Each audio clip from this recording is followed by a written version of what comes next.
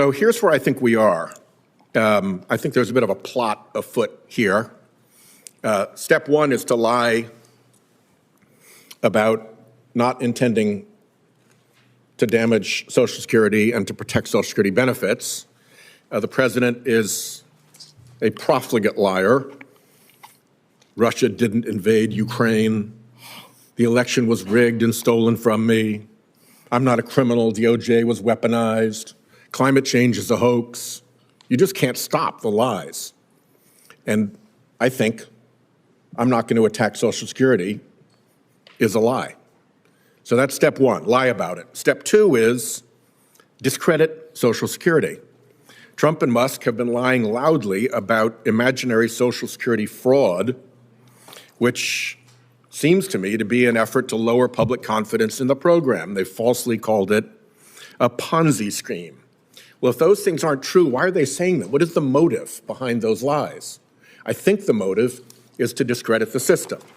Then you send in your Musk characters and you start them messing around in the operations of Social Security to damage it.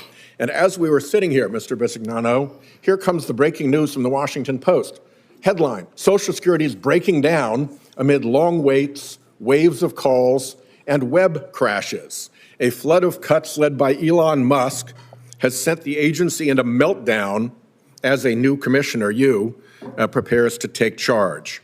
So you also have the billionaire Commerce Secretary saying that an interruption of benefits would be a good way to sniff out fraud, because the only people who'd complain when their benefits were interrupted would be the fraudsters, which is idiotic, frankly, but it is part of this campaign to disrupt as well as discredit Social Security so that there is then an interruption of benefits.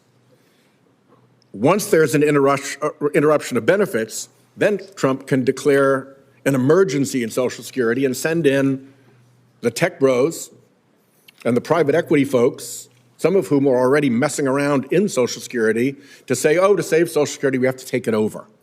We got to have the tech bros and the private equity people take over Social Security.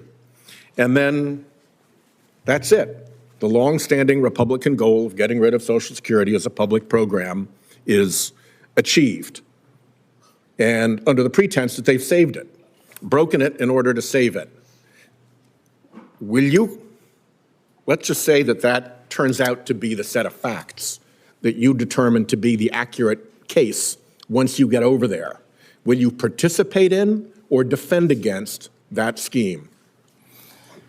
Well, I think my job as a commissioner is to ensure that every beneficiary receives their payments on time, that disability claims are processed in the manner they should be. So my first actions are going to be to get organized around delivering the services.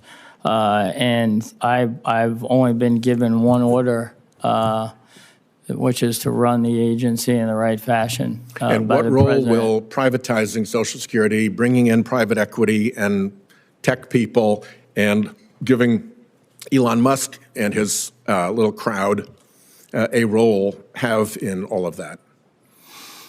I've never thought about privatizing. It's not a word that anybody's ever talked to me about, and I don't see this institution as anything other than a government agency that gets run for the benefit of the American public. Let's hope that that is the way this ends. Thank you. Yeah, my guarantee I'll make it end that way. Thank you, Senator Cassidy.